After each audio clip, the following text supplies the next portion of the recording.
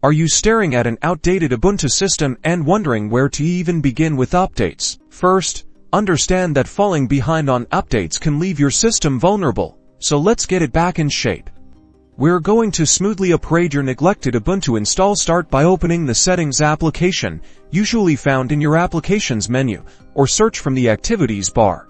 Once Settings Applications is opened, head over to the About section to find the kernel version. Here, you easily see your distribution's version. Knowing your current version is important to understanding the upgrade steps. Write this version down, as you'll want to know where you started. Now, open the terminal, which is your command center. We'll start by updating the package lists. You will need to input your password.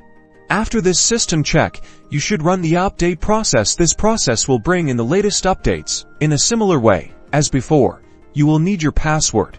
Now, with all your important packages updated, begin by upgrading the system. This process will take a few minutes, depending on the state of your current Ubuntu. This process also asks for a password. Finally, reboot your computer. Once it restarts, your Ubuntu system should be up to date. You can confirm the upgrade by returning to the About section of the Settings application. Good job!